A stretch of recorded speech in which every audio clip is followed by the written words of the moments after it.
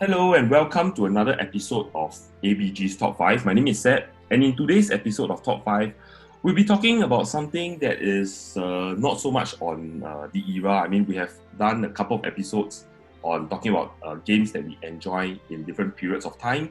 But in this time round, let's talk about something that's excited because it's finally year end. Woo! I mean, I don't know about you guys, when I was younger, I absolutely love year end. Because that's where things like Christmas and all that, and people are just more readily available to spend on gifts. And I mean, me being a December baby, it was like a double whammy of the only time I will receive gift in the whole year is in December. Yeah. So same for me. I'm also a December baby. Wow, so nice. Yeah. So it's not nice at all, to be honest. You wait for the whole year just to get them giving you gifts as Christmas. Plus birthday present, then they just lock so and barrel give you as you want. Oh yeah, okay, I take it back then. So anyway, in this episode of Top 5, we'll be talking about the top 5 board games that we will like to give people, and we'll be looking at it from the perspective of different age groups. So we have split up kind of something meant for the kids and all the way up to the adults. So we have split up in 5 different formats: age 2 to 5, 6 to 8, 9 to 13, 14 to 18, and 19 and above. Something like that, yeah. So before we actually go into the gifts that we want to be giving, or the board games that we really want to let other people enjoy, let me just introduce our panel of guests. So I think the 3 gentlemen that we have with me, you've seen them for a couple of times. Geoffrey needs no introduction. He's our recurring guest, so he has steadfastly been around for every single episode. So Geoffrey, and of course we have Elliot, who is the founder of Start Something Studio and an ex-YouTuber. You may have seen him somewhere in some videos before, but I think other than Top 5, he hasn't been appearing in YouTube for a while. So yeah, it's been a while. It's been a very good time since I last did a YouTube. Maybe like 2 years already, actually. No, it's not that long. It's only 1 month because you appeared last month. That's true. Not my own channel, but your channel for sure. Yeah. And last but not least, we have Ouyang. Ouyang is our board game enthusiast. If you have seen his plays, or you have ever checked out his Instagram account, you will see photos of his library, which it looks something like my background. And he literally can have this kind of background if he like to, but he's decided to hide himself behind Earth or some planet-looking thing as his background. Yeah, but that's Ouyang for you. Hi everyone. Thanks for having me around. Yeah. Okay. So I think we are all excited to share what we feel are good gifts for kids. Let's start off with 2 to 5, and we'll just be going around in alphabetical order in terms of our name, because there's no good order, to be honest, in us sharing. So just to not confuse you guys, we'll start off for the age group 2 to 5, and Elliot will be sharing first.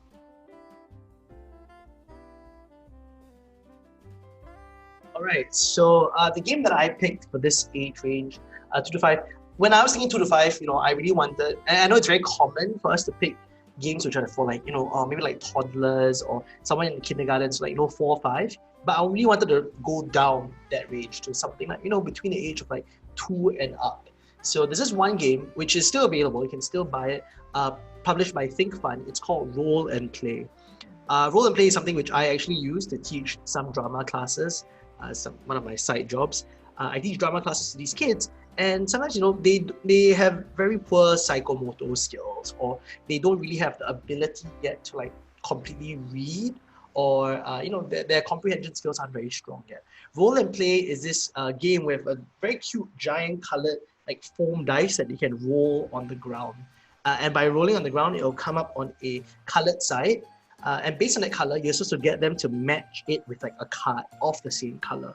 Now, what happens when you do that? On it, there's usually a picture, so an action or something you have to do, and maybe you, the adult, or whoever is helping these kids play the game, have to read that action and see whether they can do it. So, for example, if they flip the yellow side, they roll a yellow side and they find a yellow card, it might say something like, smile, you know? So if they're like, oh, okay, can you smile for me, your biggest smile? And then they'll do that.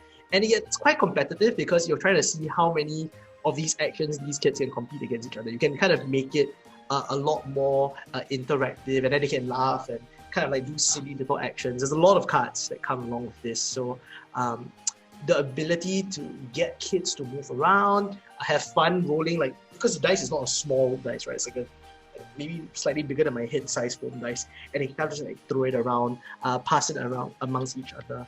I think it's great, right? When you're 2 years old, the main thing you want to do is get kids excited about doing something tactile, whether it's not just rolling the dice, but in this case, doing an action, you know, making a gesture, getting them used to the idea of social interaction, because this is a kind of like a team thing that they want to do. That's everything I would love to impart. And if I ever do have a kid, I will get this game so that I can raise my child in a very, you know, game-friendly environment. So that's my recommendation for the age range of 2 to 5. Roll&Play by Think Fun.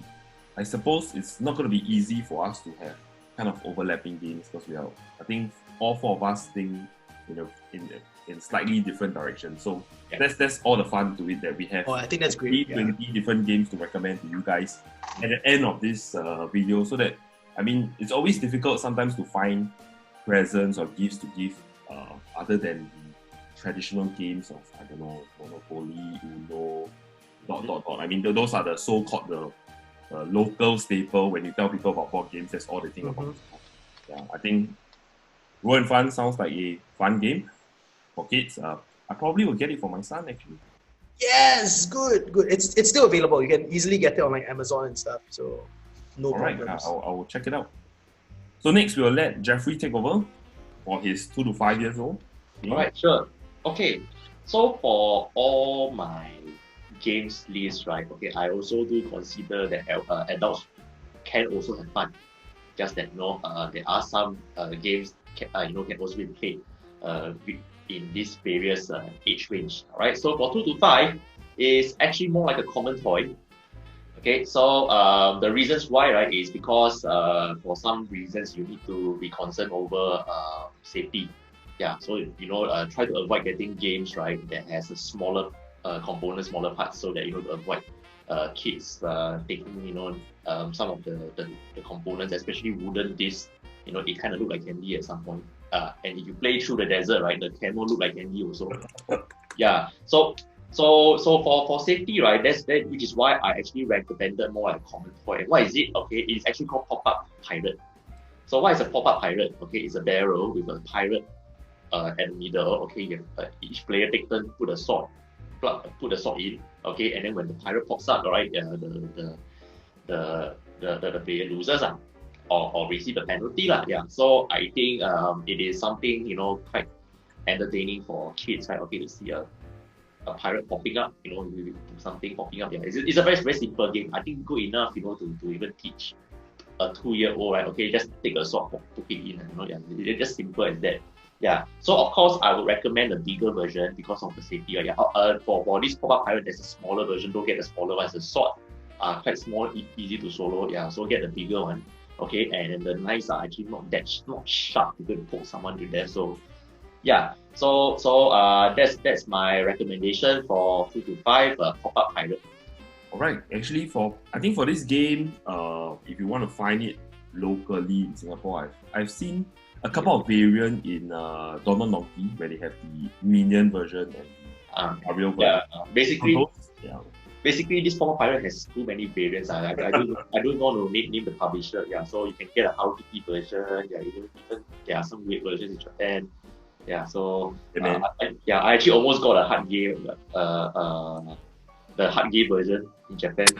Yeah, just I decided to change my mind to buy it. Yeah, so. Yeah, I think this toy is especially made more popular in recent years from some of the popular variety shows, especially like Running Man. Yes. Because they always play it, and it's always good fun for audience to watch when you have 1 or 2 of their cast members who permanently unlucky, and for some reason they can always pop it on their first try. I mean, it's like 1 out of 24 swords, and they can, I don't know, man. Yeah. Keep popping it out on their first go. It's kind of I mean, they should be going to places like the casino or what have you. But anyway, yeah, what kind of odds, man? Yeah. So moving on, we have Ouyang sharing his 2 to 5. For all my games recommendation, it will be available at Toy Tap Singapore, one of the online retailers. So you have no problem finding the games there. Yeah. So my recommended game for age 2 to 5 is Spot It. I choose it. I agree with Geoffrey because I feel that safety is a very important thing for the age group.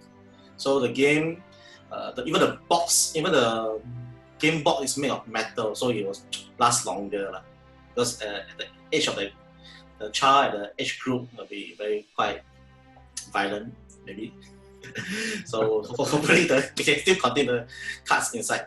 Yes. So the game is very simple. It's a speed matching game, and at the age group it should be supervised by a parent, and the parent should be able to enjoy the game with the kid.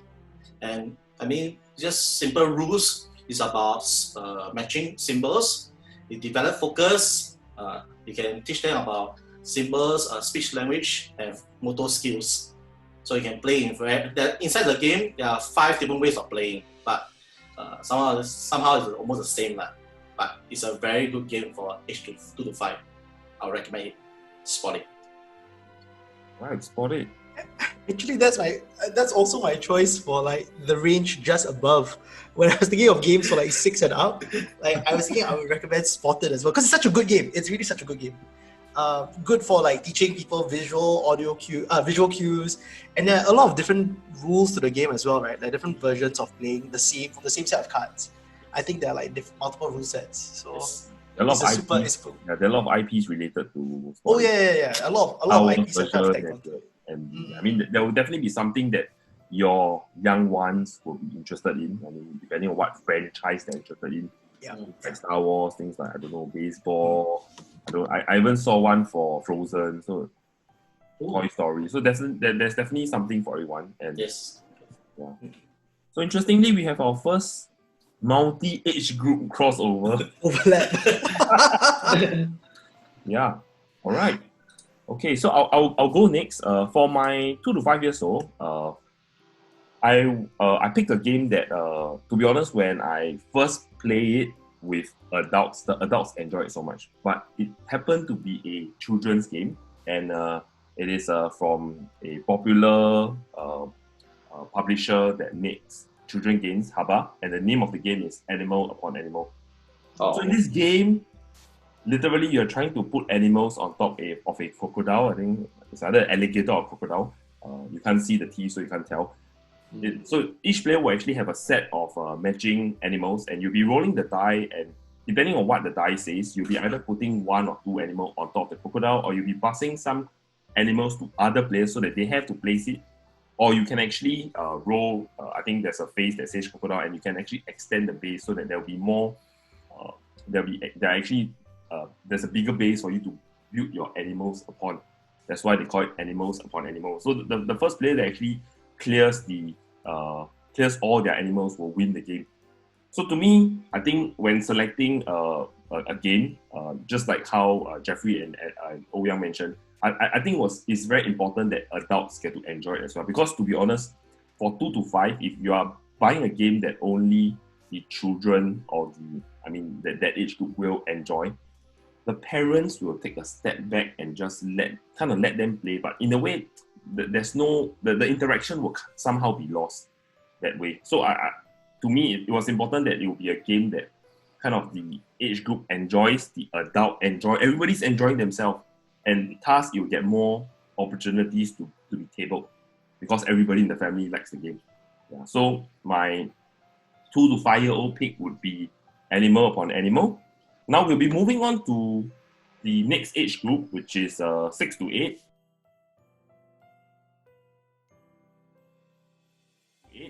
And I think Elliot has already a head start because his 6 to 8 is already mentioned by Ouyang.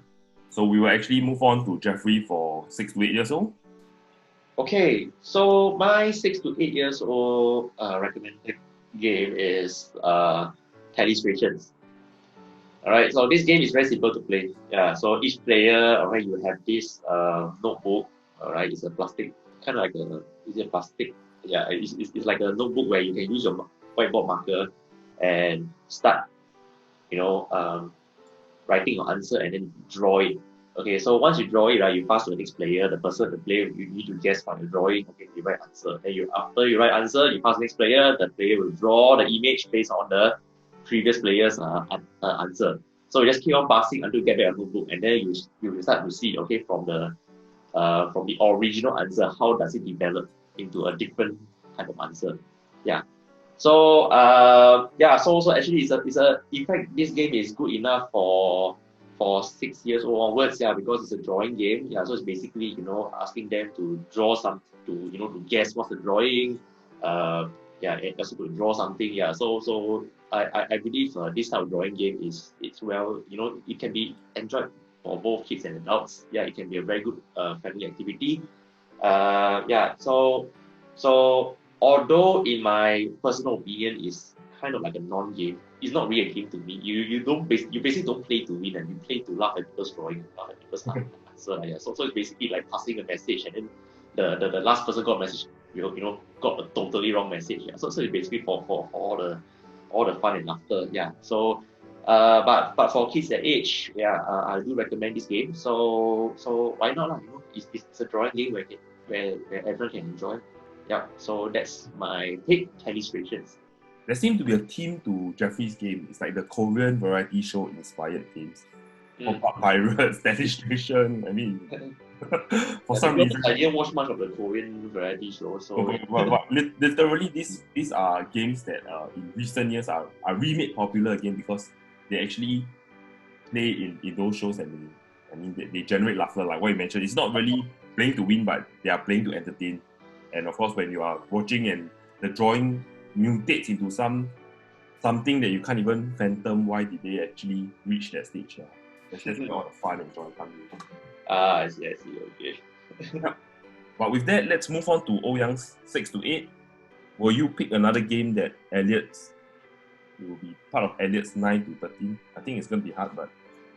maybe. I agree with Geoffrey because at their age group, gaming is about experience, not about winning. So games should be very casual. It's a happy experience to do.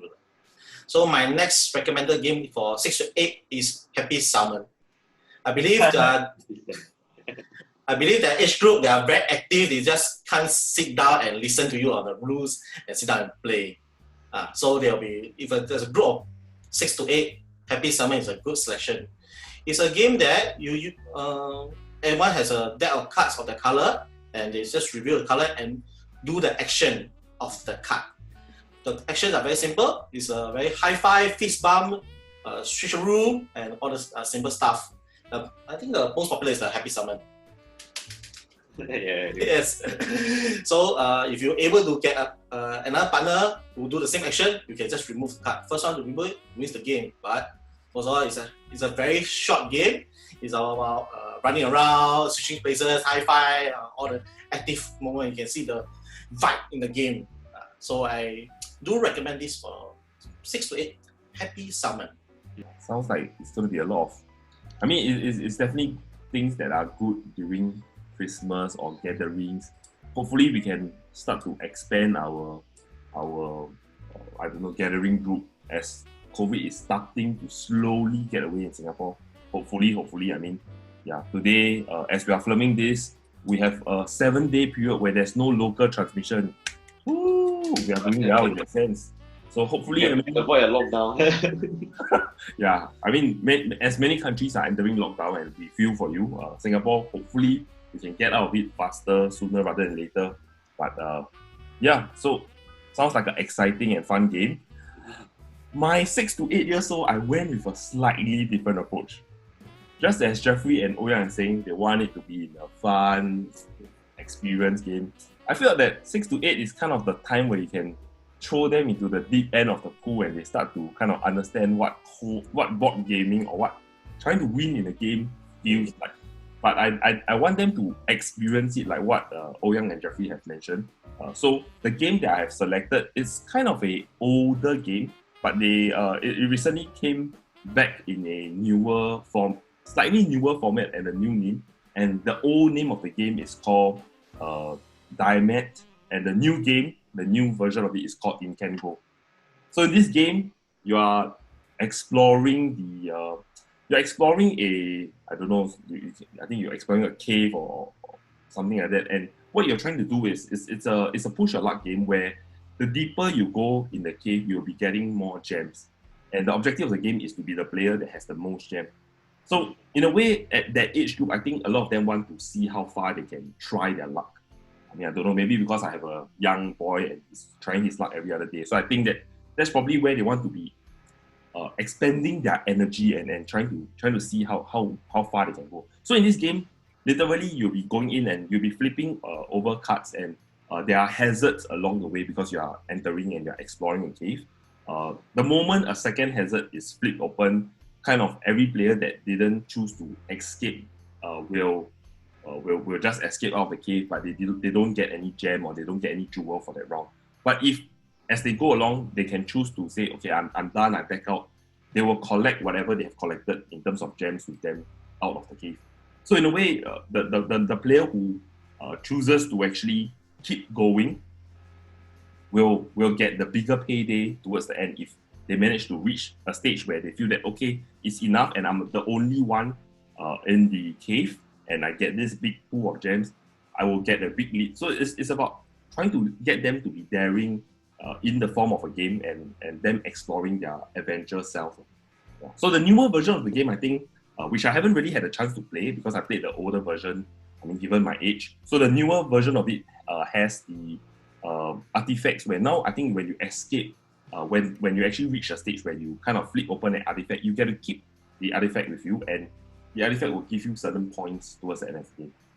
Yeah. So I mean, to me, 6 to 8 is kind of good time for them to explore what gaming and winning is about. Yeah, because that's also kind of the age that they are starting primary school, and they are exposed to competition in that sense because they will start to go for things like sports meet and all, and they'll start to have races.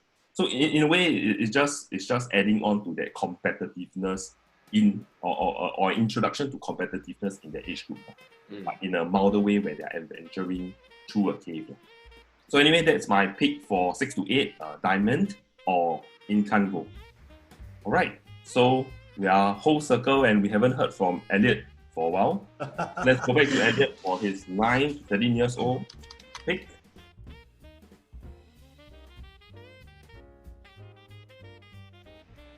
Alright, so for my 9 and up pick, or a 9 to 13-year-old pick, I wanted something a little bit more creative. I also, once again, I used most of the games I'm recommending, I've actually played with younger groups who are more in, like, the creative art scene. Some of them are also interested in, doing more creative games, ways of learning and teaching. So what I've picked is, to me, it's a board game staple. It's actually Dixit from 2008. A great game to kind of like test creativity. It's competitive in a sense, but at the same time, I feel like there's a childish element to it, right? Something that a 9-year-old could clearly grasp. The whole idea that it's all about interpretation is actually great because the rules of the game are clear and straightforward. You just want people to guess the card you're describing, but generally speaking, what you're encouraging a 9-year-old to do is to speak up a lot more. I think at that age, as we come into like that puberty zone, girls tend to be a lot more talkative, while boys are in there like, oh, I'm too cool for these kind of things. When you put it in a gamified space, however, that's when things get a little bit more relaxed. And I think Dixit's the perfect game for them to have personality, the social interaction, while things aren't even that serious. Like it's a good game to get younger children to interact with each other. Very non-threatening. The competitive level is quite low if you want it to be, and generally I think it's very good stimulus, visual stimulus for them. So Dixit, I think, needs very little introduction to most of you guys. It's widely available, so that's also a good thing. We will get it for Christmas, and that's my recommendation for this age group, Dixit.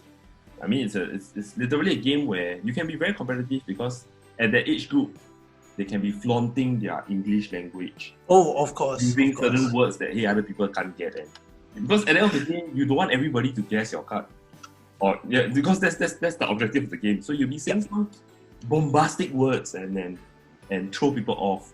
Yeah, so yeah, I think it's a great game for that age group. It was close to being picked by me, but I went for a too cool kind of concept. So you'll hear from my pick later on.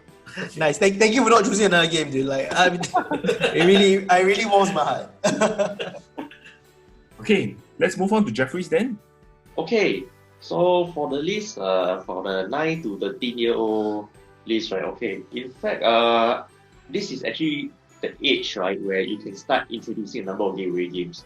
So, for this game, right? Okay, I would recommend to a 9-year-old, which I find is so simple that even younger than that can also understand how to play this game. All right, and this game is called Just One. Okay, so how you play Just One, right? It's a cooperative game. So each player, right, will have to guess a word, and while the other players, right, will have to write out a word related to the answer. Okay, so what happens is when the words are reviewed, right, and before the player opens his eye to look at all the words, right, they have to check if there are similar or exact same words from between players as well. So if there's similar words or the same word, right, okay, it has to be removed. Yeah, so therefore, right, okay, the leftover words, right, are the clues for the player in turn to guess his or her answer. Yeah, so it's just like that. Okay, each turn we'll just play like that. All right, so of course, it is to me, right, it is a good English game. Okay, to somewhat test, right, okay, words that kind of related to it. Okay, whether is it physically, whether is it metaphorically, yeah. So and also, a good tool to play this game, right, is what we call the thesaurus. Yeah. All right. So in a way, right, many people could also learn, various relevant words or related words to the answer. Yeah. So I think for a good primary school game, right, Just One is one of the games I would recommend. Yeah, and that's my recommendation. Just One. There seems to be a theme to the games of this age group that we're trying to allow children to learn more English words, and obviously I think the two games, Dixit and Just One, are kind of different ends of English word games in that sense. But I think if I'm a 9-year-old, I'll be damn happy to receive either. To be honest. Oh, I wish I had it. Yeah. This is actually more storytelling. While Just One is more like wordplay. Yeah. Yeah, it's more vocab centric. Yeah. Let's move on to Ouyang's pick for 9 to 13. Before I tell you my 9 to 13 pick, because my 14 to 18 pick is also Just One. So I agree everything he says. It's a great game. For my 9 to 13, because I believe that at that age group, they should try to sit down and absorb the rules and learn some of the different mechanics. So I was trying to find games that have co-op and dexterity and some real time. So the game that I choose is Slide Quest. Because Slide Quest has a very nice visual to it, and you force the players force the player to communicate with each other and try to move the knight along the path of light without going down to the hole. Because a misplay will just drop the knight to the hole, and you can different rule variation, because if you by sliding the knight out of the light, you can just reset it. But you want to play very simple light game, you can just ignore that rule. And it has 20 stages. It's like an RPG game, because by the age group they are involved in all the mobile games, so stage fighting games. They are very attractive, all this. So you need something that is very attractive, something very different also. They force them to sit down and play cooperative game. So my recommended game is Slide Quest. So sad to hear that we lost another game through crossover. So you can tell, based on our thinking, to some of us, a game could be 2 to 5, to another it could be 6 to 8, and likewise here we have a clash, a crossover again, 9 to 13 and 14 to 18. Yeah. So yeah, actually I haven't heard of Slide Quest, but it looks like a very, very fun game that even I would enjoy at 30. And I won't review my age, 30 plus years old. Yeah.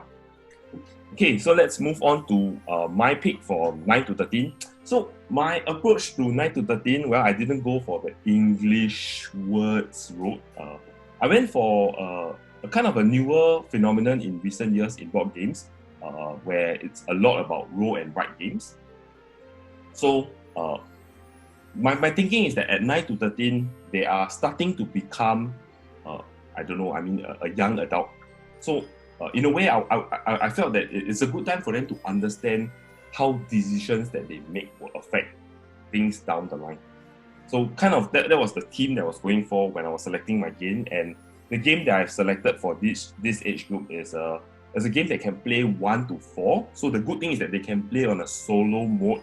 I mean, to me, at that age when I was 9 to 13, the game that I played a lot on my own was Tetris.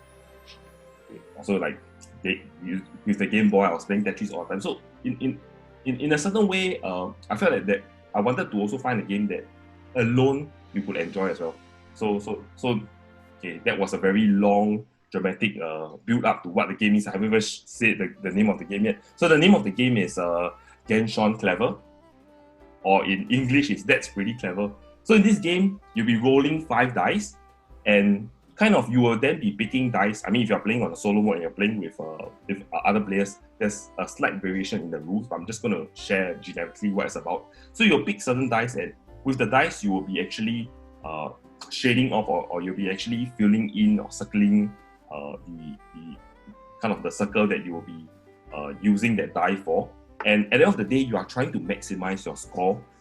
So whatever you have whatever you've selected in this turn would definitely affect the next turn where you're actually selecting the next dice, and perhaps you could have selected something better. And the thing is that in this game, you can only choose your die in a certain order, where if you select the bigger number dice, your smaller number die is kind of like eliminated. But for some of the die roll, you need the smaller number. So in a way, at that age group, I feel that it's kind of a good time for them to learn. Okay, you're trying to be a young adult now. You want to be making decisions. So how will your decisions affect you? Yeah, and I think through a simple game like Genshin Clever, they can actually, even if they're playing it solo, they will always be trying to outdo themselves, just as I was trying to do in Tetris many years ago. So yeah, that's my pick for 9 to 13 years old, Genshin Clever. Okay, I can see that. I think that the rest of the guys are not very in sync with my pick. This is my first time actually seeing this game. I was just googling it up. Looks pretty interesting. I mean, I would definitely try this out with some of the kids that are in my drama groups and stuff. I think it might be a good introduction for them. Never really heard of it, but yeah, I can see that it makes you feel quite clever if you can go find the game. You can combo your way through, and in the end score the big points, and you kind of chain the effect, because there are certain things that once you clear certain things, you can unlock something like a wow, and you actually unlock something else, and then with that you can chain the effect. I mean, in a way that makes you feel very good if you manage to do that. But of course, it's not that easy to kind of go for that. And if you already receive, or you have already given this game out before, because this game came out in 2018, not to worry, there is another edition, and it's called Twice as Clever. So if you have already given out this game, or you've received this game before, and you'll be thinking, why is Seb saying or repeating this game again? I already have it. No problem. Tell your parents, tell your friends, tell whoever is going to give you the game. There's another version of it. It's called Twice as Clever. So go for it. It's another way to play the game, and it comes with a different pile of cards, and the game is slightly different for the other version. So either one will work, but I mean, if it's the first time that you're seeing, go for the original, the OG, That's Pretty Clever version, or Genshin Clever. So okay, let me hand over to Elliot for his 14 to 18-year-old pick.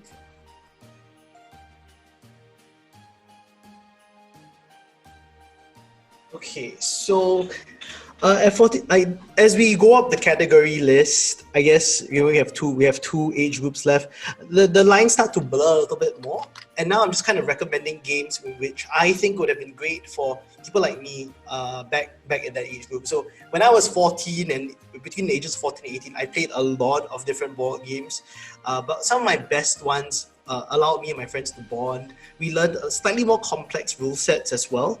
Things weren't about just like winning and losing, because that's not what people, at least at my age, cared about back then. So the first game I'm recommending is something which is a very popular game, and I think it is for some good reason at the age group. It's called Betrayal at House on the Hill. I think Betrayal at House on the Hill is a fantastic game where I think at my age I got bored pretty fast. But that was a board game with such high variance that it almost felt like playing a slightly different game every single time. Attention span wise as well, you can't really be very passive about the game because everything about it is highly active. You're always building the rooms or building the house. The scenarios get changed every once in a while. You're starting to use dice that only have like two printed faces, so to speak, right? It's either a 1 or a 2.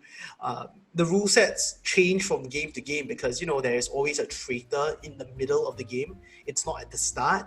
And certainly the idea of being exposed to many different components starts to kick in. This game has so many tokens that don't make sense until you start playing it, and then you're like, I never use them until maybe like my 7th or 8th game. When I was at that age, maybe when I was like 15, this is the first time I played it, and I had many different games across many different groups playing this. And it was always fun, right? We always had weird moments where, and it's also, I guess, the problem with the game is that you do need people who have some gaming sense to play it, which I don't think is hard these days, because if, let's say, someone who has never played board games ends up being the traitor, then you might have a pretty asymmetrical standpoint, and it can make for a negative play experience. But if I were a game master and I'm kind of like just teaching a game, saying, hey, if we play this like a couple of times, I'm sure you guys will love it, this is a very good place to start. They had many expansions down the road and even a legacy version. So, at higher age groups, or like if you're really into the game, there is ways to kind of expand your play experience. But by and large, it's great because there's storytelling, there's variance, there's a lot of luck involved. It's not a skill game by any means, although, there are some skill, very minimal. But the RPGing is fantastic, and I think at that age that's wonderful. And if you're looking for like a more atmospheric, thematic game that's kind of like a big box, at 14, I think you'll be very impressed with it. So that is my recommendation: Betrayal at the House on the Hill. Yeah, I also agree. I also agree with that game is good for around that age for a start. Yeah. So just maybe one thing I find it a little questionable about this game is I'm not very sure if it actually gains constantly maintain the attention of players. Yeah, because in my experience, a lot of the stages, right, actually kind of make some players a lot more redundant. Yes, no, it definitely does. It definitely does. Yeah, it definitely does. It teaches you how to. Sometimes if you're not engaged, right, it gets pretty boring. But I found that with that age group, right, thematically drawing them in is pretty fun. Like that's a good way to say like, okay, we can at least attempt a game, and then from there we see what happens. The first game is usually great. Yeah, I think. Between 14 to 18, that's where your life kind of revolves around your friends. You want to be trying to find out what is happening to them, and in a game like this, I think even though yes, the game may kind of tune you in and out at times, but you just try to want to see what's happening. Still want to be involved in a sense. So in a way, I think maybe specifically for the age group, it works great. Yeah. Beyond and when we're looking at adults, then adults wise, I don't usually recommend this most of the time. Your mileage may differ if you're playing it at a different age. Exactly. All right. So let's move on to Geoffrey's 14 to 18-year-old. Okay, so this game I'm going to recommend is somewhat a little interesting because of how the game is designed. Yeah, and there's this extra interesting view. Okay, so this game basically is played between two teams and to test whether whether between players we have the same frequency. Yeah, so this game is called Wavelength. Yeah, so what's so interesting about Wavelength, right, is each team, right, we have to send one representative out, okay, and then, okay, there will be some random spin of that special wheel, okay, where it kind of shows, right, there's this so-called frequency that gives you the range between, I think the scoring is 1 to 3 points. So it's like 1 point is at the wavelength out extreme corner, while the 3 points at the direct center. Yeah, so within the circle, right, okay, you will see some thin pie, okay, and you are supposed to give some clues so that your teammates, right, will somewhat spin there's some hand of the wheel, right, okay, to somewhat touch the sensitive wavelength. Yeah, so it's a bit hard to explain without showing the image. Yeah, so I will supplement the image. Anyway, I think it's 2 to 4 points, where the center is the 4 points, and then yeah. Okay, thanks. Yeah, thanks for clarifying that. Yeah, so how do you actually gauge the clue, or how do you give the clue? So the player, right, who is the clue giver, right, okay, after knowing where the wavelength is, right, okay, he will able to see and show the card consisting of a left and right arrow. So one example, okay, maybe one card shows left is hot, right is cold. Okay, so from the wavelength, right, let's say for example it is more towards hot. So you have to guess, maybe give a clue, one item that is hot. So let's say if it's the wavelength is at the extreme left, okay, you can say volcano. Yeah, so obviously it's so hot, right? Yeah, it's at the left. Yeah, but what if someone is at the center? Then you start thinking, okay, it is a little bit hot, but it is a little step towards cold. I need to creatively think of one idea. So maybe I'm thinking, maybe let's say jacket. Yeah, so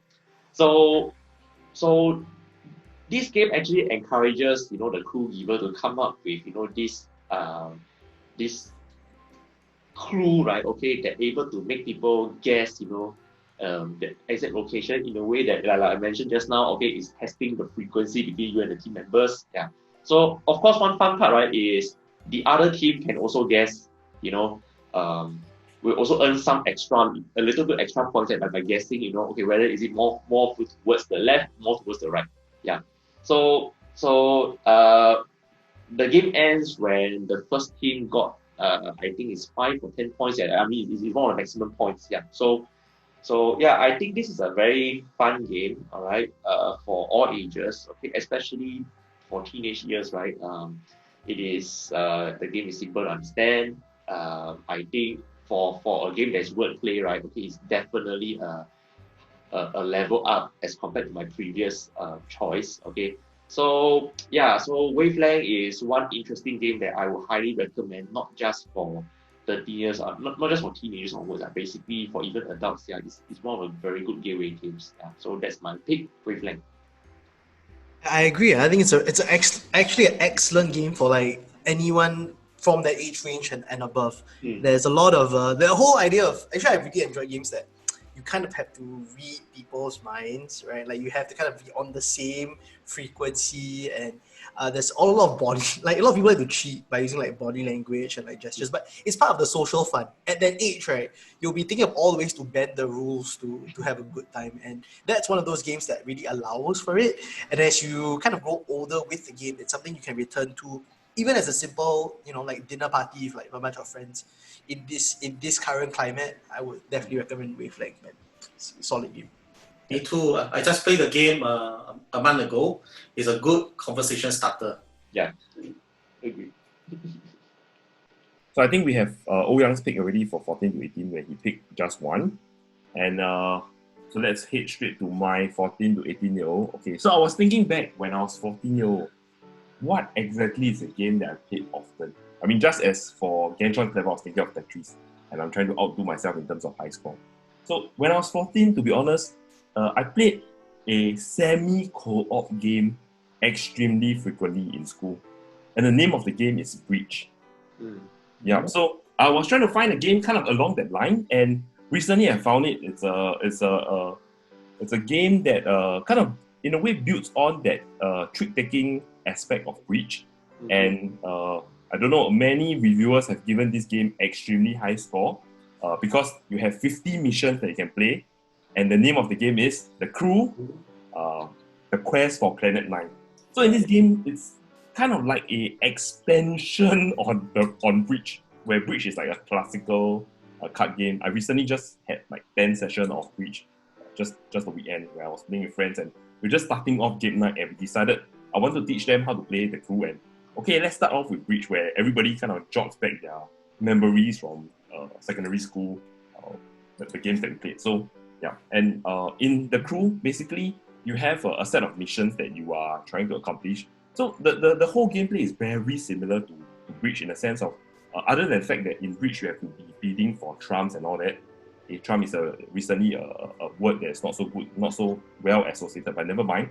Yeah, but in Bridge you are trying to bid for which suit to being the trump, or there's a no trump variant to it. In this game, there are 4 suits as well. I mean, the suits are in some weird symbols. I don't even know if there's actually any proper way to describe them, but they're basically 4 different colors: circles, triangle, X's, and I mean, it reminds me of PlayStation, to be honest, when I saw the icons. But the missions that are given there are peculiar in the sense of, for some of the missions, you need a certain player to be winning, let's say, the 2 of square. And that becomes a big problem, because if you imagine yourself playing Bridge and you're trying to win the 2 of diamonds, for example, the number 2 is one of the smallest cards, so it's difficult for you to win that. But then, this being a co-op game, everybody is trying to see how we can play other cards such that we kind of burn the remaining cards, such that this player who needs to win the 2 of square, for example, gets to win that card. So in a way, it's a co-op game. At 14 to 18, like I mentioned, it's all about the friends, and I think introducing a co-op game at that stage with some level of difficulty is definitely something that they can appreciate. And of course, with the multiple missions that they can play with the crew, they can just keep going at it and then see how far they can go in this group of friends. And once they're done with this group of friends, you throw the game away? No, you bring to another group of friends and let's start the 50 missions again. Yeah, so my pick for this age group would be The Crew, The Quest for Planet 9. I've heard of it before. I've never gotten my hands on an actual copy of it. Sounds like something I could even try right now, actually. Yeah, it is. I mean, I think one aspect that I didn't mention is the fact of when you're playing the game. I think the crucial thing, just like a game like Hanabi, the information is a problem because you can't just freely share. Hey, actually, the 2 of triangles with me. You can't share that. But instead, they have a very intelligent way of allowing you to share your information with certain tokens that you place at different locations in the card to say, hey, my card, this card that I need is my smallest card, is my biggest card, or it's just one of the cards I have.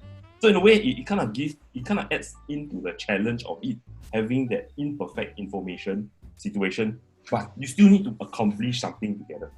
Yeah, so that adds to the fun to it lah. I mean, the way that the tokens indicate certain information actually adds, to me, it's a very intelligent way, and it adds to the imagination. Because a lot of the times games or tabletop games are fun because people add their imagination to it. So to me, how can a game like Bridge be added with creativity? And I think the crew, they did it lah. They found a way and they did it. So I have to get a copy of this. For the past few years, there's a trend getting the very, very old classic games and add new life to it. Mechanics or just the game, like Bridge, Mancala, or I can't remember some of the older designs. I think at the end of the day, that we are kind of reaching a stage where, I don't know, man, tabletop gaming, we kind of explore a lot of things. There have been such a great burst of different types of game, especially in the last 5 to 10 years. Reaching the stage where sometimes when you see a new game, it's a ridiculously new game, and you'll be thinking, do I want to learn another game, or let's just play something that we understand or it's fun to play with? Yeah, and that brings a lot of question marks, especially in the gaming group, where are we going to learn a brand new game and spend 1 hour learning? My next game is going to be guilty of that because the learning of the game is not easy. But anyway, let's get to it when we get to it.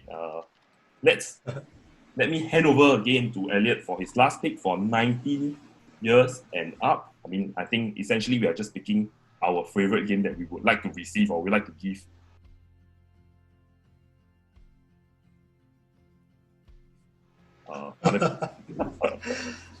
So my last pick, I think this is a very contentious one, but I was kind of building up the whole idea of, we've already encountered very different kinds of genres and approaches to different age groups. But at 19 plus, if you are thinking of playing board games or you know someone who's interested in board games, that means they're probably somewhat dedicated to the idea of playing it already.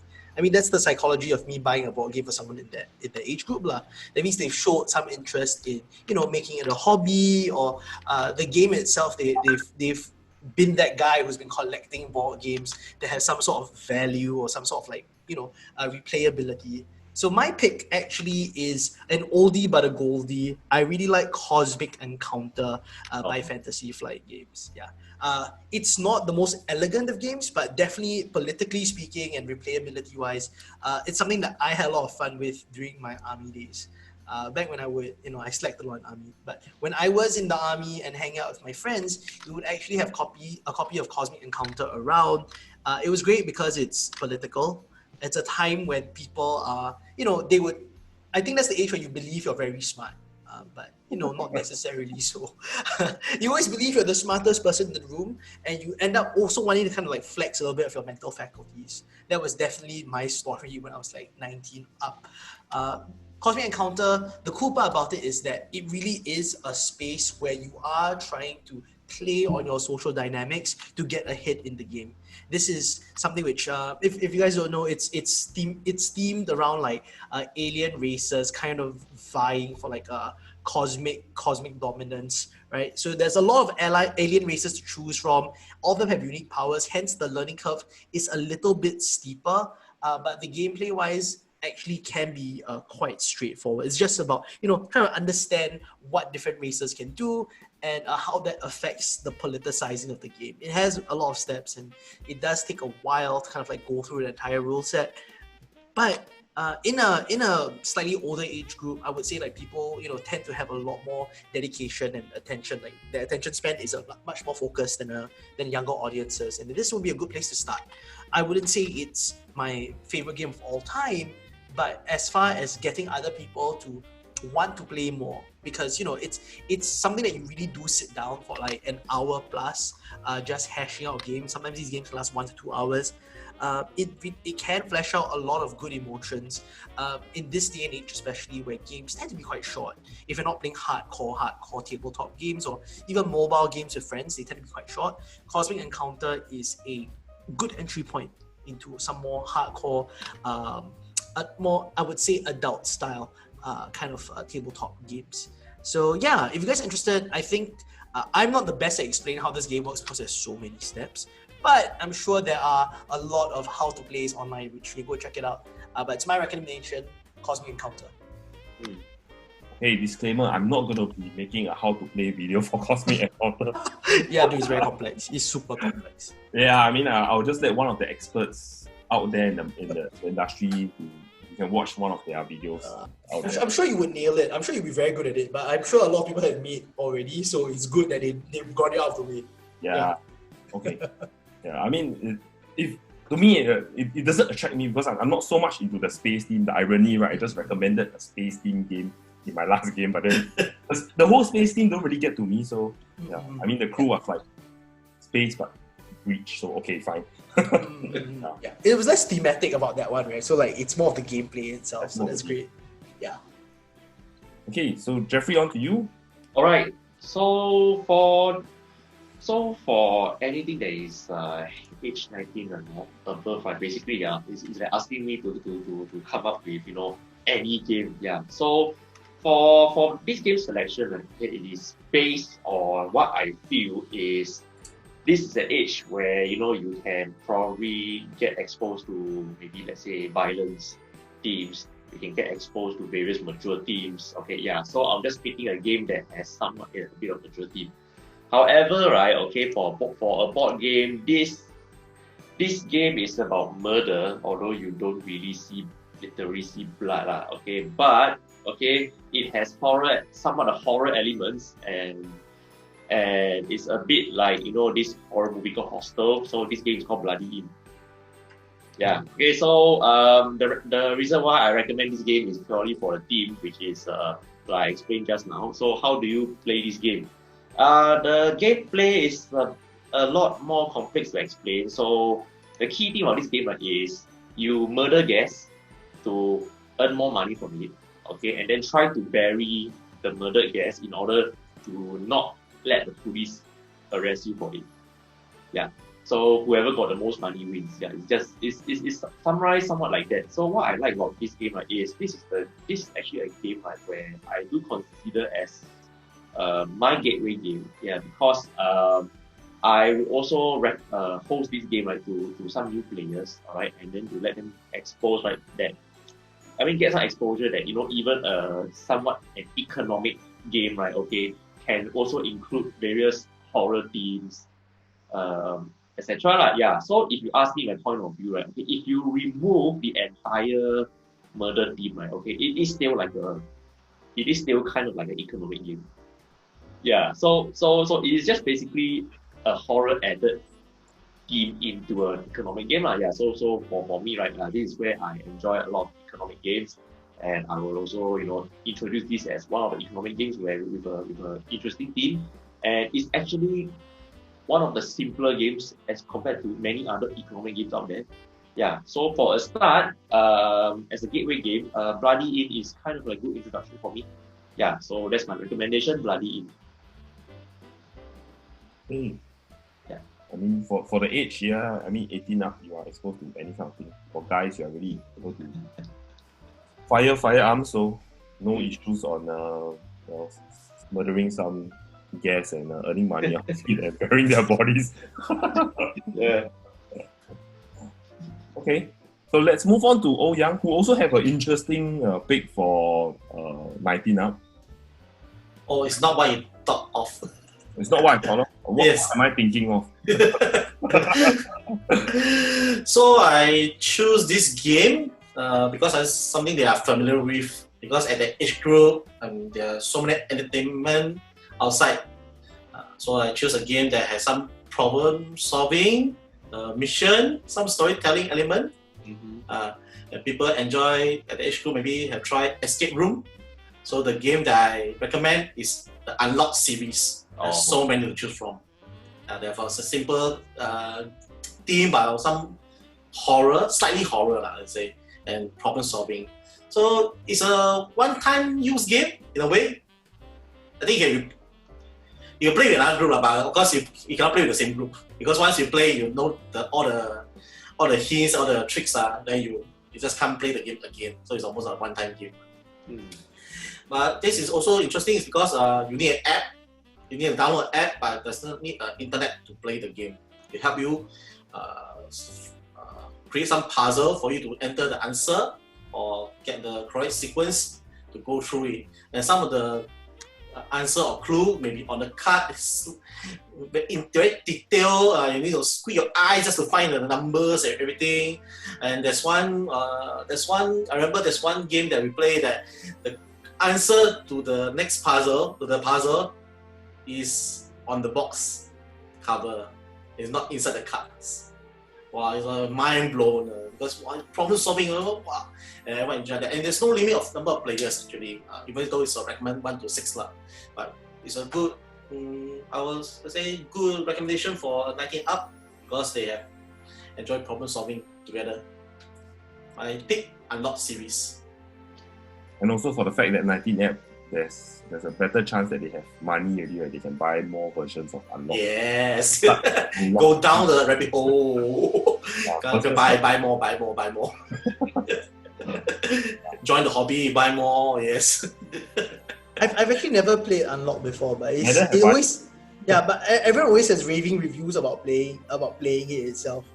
I guess for me, like, I don't play games that I can only play once, but I can imagine it's a crap ton of fun just to go through the entire series. I mean, that's also one of the reasons why I haven't started any of the legacy games, because I don't really buy in the idea that a game you only play once. I don't quite like that. To be honest, games that only play once is a game that I will never ever recommend. So unfortunately for Unlock, is the type of game where I would rather recommend Betrayer or House of Mansion of Madness instead. Yeah, so unfortunately, to me, You play one, but you can resell it. But if someone wants to buy it for me for Christmas, right? Hey, please do, man. Like, I think I'll be very happy if someone bought. Yeah, I would be happy to receive it as a gift. I won't buy it for myself, but I won't buy it for myself. But as a gift, it's great. Like legit. It's a great. Yeah. I'm sure, Geoffrey, if now you receive this as a Christmas present, you're not gonna complain, right? no. I'd be pretty happy. But you won't buy it for yourself. I mean, if I receive Christmas gift, then okay, I thank you also with it lah. But it probably is one of the most disappointing gifts ever for me. I don't even want to hold a game where I can play one time. Then after that, I play one time. Okay, I complete. What do I do? Resell? I mean, sell it away. But you see, I have to go through trouble and sell it away to find. Well, you can play with another group of friends. But use a host. But you cannot give out all the clues lah. Wow, that's damn sian. This game is long, right? Like you have to really sit through. How long? What's the playtime on some of these 1 hour, games? is it? 1 hour or so? Can be under an hour. Depends how fast they go. Because there be different branch to the exit lah. I see. So there's some variables lah. Okay. So all the different opinions aside, I haven't shared my last game yet. So I'm gonna barge in and come out and say my 19 up. So my 19 up is a game that I think many a times people thought I was gonna share it in another top 5 video and another top 5 video, and I haven't talked about that game yet. I realized. So the game that I've selected for 19 up, it's a game where it's in the setting is in ancient times where you are in Mesoamerica and you are trying to be building up the magnificent pyramid of the sun. So the name of the game is Teotihuacan. Oh. Yeah, Teotihuacan, City of God. So in this game, it's one of the few games where it's kind of like it's a worker placement in the rondel style, and for one of it's one of the first few games that I personally encountered where you use dice differently. I think Geoffrey have mentioned this a few times for some of the other games where you use dice in a different manner. You don't just roll them and get what the number is and then use this effect. So in this game, your dice are actually your workers, and when they are at 1 or they're at 2 or they're at 3, they kind of have different effects depending on where you are on this board of 8 where you are at different locations. So in this game, as just like how Elliot is saying that Cosmic Encounter, she's not going to be explaining how the game works in this video, neither am I going to be explaining how Teotihuacan works here, because it's going to make this video extra 20 minutes for no reason. So if you want to find out how to play it, just search Teotihuacan on YouTube. I'm sure you will get something to teach you how to play the game. But why I've selected this game for age 19 up, one of the reasons is because I would have loved to receive it as a gift, but nobody gave it to me, so I bought it for myself anyway. But anyway, yeah, it's a really complex game such that you could play it with others, you could play it on your own. I mean, especially during COVID, I think the whole concept of solo gaming takes itself to another level because of the fact that we have the social distance and all. So the fact that it comes with a solo mode and the components are pretty, and I mean there is infinite replayability. I think that will be happy for Geoffrey because he doesn't like a one-use game. The Teotihuacan is definitely not a one-use game. You can play it over and over again, and the whole gameplay just feels different every time you play. And there's so many ways to win the game. Being a kind of like a quintessential Euro kind of game where you can have different routes to try to win. So far, I mean personally, I think I've spoken this before about games like Zokin, City of the Mayan Calendar, where the problem I found with the game is I found a way that I will win 95 or 90% of the time, where there's something like that, it kind of spoils the game for me. But Teotihuacan so far, it's still doing great. Yeah, it's still doing great, and the designer and the publisher just added 2 different new games, similar in concept, but way more complex. To be honest, when I attended Spear Digital and I was listening to Takunu, the guy was explaining how to play the game for 1.5 hours. Okay. We haven't started playing, we haven't done anything, and we're still learning how to play. I mean, that's the kind of the complexity of the game. That's why to me, can this game really be played at 14 to 18? Not really. I feel that it's really more of an adult kind of game. Teotihuacan is one of them. where you really, if you try to explain this to 14 years old, maybe your nephew, your niece, you're going to lose interest after a while because of the complexity of the game itself. So I feel that this is more catered to adults, and even though on the box it says 14 plus, really it's like more like 19 plus, because you need that attention span to see in and understand the game, the complexity of the game, and actually play the game. So yeah, my 19 up game that I've selected, Teotihuacan, City of Gods. Seb, I don't own the game. If you give it to me, you better get someone to teach me the game. Does it include someone to teach me the game? Oh no, I'll give you a YouTube link.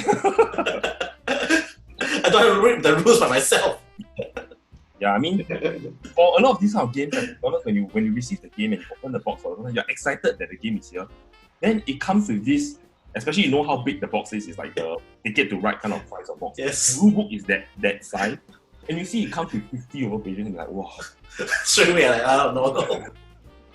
Yeah, but I mean, nevertheless, it doesn't take away how brilliant a game it is. So, yeah, and there are many more this kind of games that are out there. And, yeah, so to whatever games that you feel that that we haven't mentioned, because I think overall we have recommended 18 games and across various age group. Yeah, I did my math correctly. 18 games, yeah, because we had 2 crossovers, yeah. So yeah, with that said, if you have any other games that you feel that would be brilliant at different age group, do share in the comments below, so that more people can benefit from it. At the end of the day, the board gaming community is a very small community, especially in Singapore. So if you have anything you feel that are good games that we could actually explore to give other people, your friends, your family members during Christmas, yeah, do share with us in the comments below, so we all benefit from it. So gentlemen, any last words? Yeah, this is going to be our probably our last top 5 video for the year. Seb, thanks for organizing. The whole year, I think we'll be entertained by these top 5 lists for a bit. So since this is probably the last episode for the year, and it's Thanksgiving supposedly in the same time, so very grateful that you invited us to come and share our opinions, share our favorite games on the show, and hoping and I hope for the viewers as well. Hope we can see more stuff next year as well. I think in this COVID year, we actually played a lot more lesser board games. But as next year starts, when hope and hoping things does get better, I do really look forward to seeing newer titles. Yeah, and even for myself, I play a lot of board games, but there are some that I have not played before. So maybe in this next year, I also target to learn more games, and maybe hope that one day I could also give new recommendations. Yeah, and some of my opinions on it. Yeah. Ouyang, anything from you? Your shirt says 2020, right? Yes. What a year. A year to remember of. I just hope the world situation will be better, so that we can all travel around to game convention, play more games, buy more games. Yeah. I think buying more games is definitely something I should stop doing. when you actually get more games than the time to play the games, it becomes a problem. So obviously we're in the hobby of playing games, not collecting games. So hopefully, you're exploring games that you can. Exploring games, you go through the experience that you're like, okay, I'm done with it, I can sell it. Hopefully, what we have shared so far in the year, in what we are doing in this top 5, give you some ideas of the kind of games that you could be playing, or you're missing out if you haven't really started playing. And we've come to the end of the video. So give the video a thumbs up if you like the video. Share with your friends, especially in this in this period where people are struggling to buy games or struggling to buy gifts. Share with people who are trying to find gifts for their nephews, their nieces during this holiday season. Board game could be something that they explore. It's not just all about video games or cool clothing or whatnot. Board gaming is something that will probably keep the family together. Subscribe to us below if you haven't already done so. Do click on the notification bell so that you get our videos as soon as they're out. More of our videos are at that site, and we'll see you for the next one, probably in 2021. Thank you for watching. Bye. Bye. Bye.